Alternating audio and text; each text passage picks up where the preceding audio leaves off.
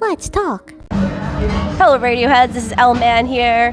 I'm with Ann Mitchell, an artist, the woman, or I don't know. Can we introduce people as women nowadays? Or I definitely identify. I didn't as ask a your woman. pronouns. Is that Absolutely 100%? that Woman. 100%. I don't even know what to call people anymore. It's like I'm afraid to say anything. Anyway, so we're here with Ann Mitchell. She's the artist who created the art for the Grindhouse Film Festival. Let's just take a little look at this.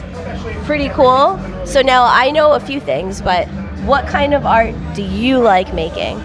So I'm kind of obsessed with female figure art. Anything that kind of embodies the female figure, body, face. To me, there is nothing else. There's nothing more classic in art than the female form. Which body parts do you like to draw, paint the most? I think compositionally women are just absolutely beautiful. Missing any part would kind of take away. H to T, head to toe. I love it all. Any parts you're like, God, I don't want to draw this again? Like, some people find noses hard.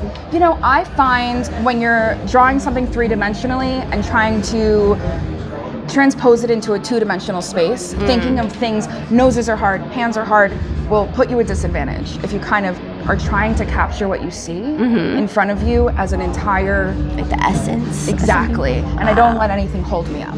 I like to do immediate, quick, live, trusting your instincts type of artwork.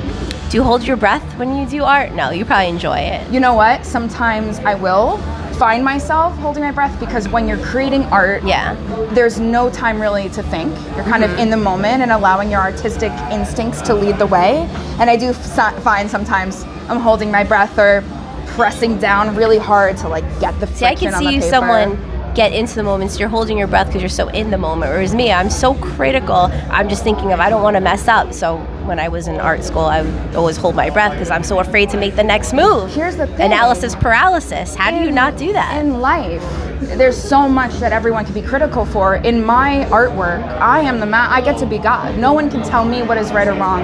And I find trusting in my artistic instincts and really allowing my brain printer to be what it will be. I like that, a brain printer. See, I knew you'd have a good answer to this because I'm like, I can tell you're someone that really enjoys the process. It's just as important as the piece itself, as is the viewer's interpretation.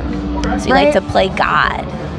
Only in my own work where I can make any choice. Actually, I've noticed that some of my favorite friends who I've created films with or photo shoots with, they're sculptors anyway, they're master creators, and I find that they just wake up and they decide, oh, okay, I'm gonna build a house today, or I'm gonna raise a family, or I'm gonna make a film, and they just decide that they can do that, and they don't really have this fear. But you seem kind of like these friends of mine. You say, I'm gonna do something, and you make it. That would be a very high compliment. I appreciate that. Seems like you put your mind to it. You know, it is artists' responsibility to reflect the world that we see, and I think it's, you know, history books are dictated kind of by like white guys, and who knows what will be written about in this time. Right. But when you look at art history and human history, there's no lying. You can see what's happening on the ground level, and I feel like in this time. So if we can dictate what we see, what are some things that you're not seeing or you want to see more of in art as our final question? Okay.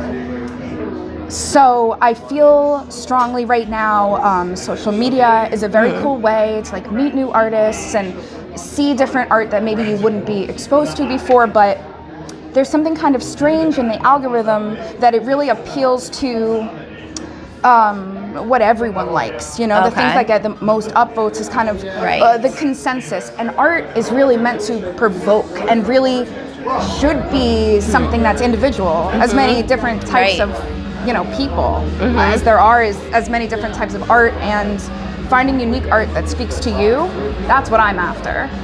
So I feel like that might be missing a little bit. There's a lot of softness and lowest common denominator. But you should be looking for artists that really pleasing speak the to masses. You. Yeah, absolutely. Find what speaks to you, and you know what? Share it on your own pages, because that's the only way that the independent artist is going to get picked up. Well, it's not the only way, but anyway. That's the way. If you see it, then share it. share it. I'm a little befuddled, so we'll end this interview now. Thank you very much, and you can catch more at Grindhouse Nights. You can find more of her artwork. And where can we find more of you? Social media. I am art of Ann Mitchell, Ann with an E, Mitchell with 2 L's, .com. That's where I am on Instagram and Facebook. Check me out. And she has triangle earrings, so she might be in the Illuminati. Thanks to you. Back to you, Mark. Thanks for watching, Snookums. Don't forget to eat your vegetables.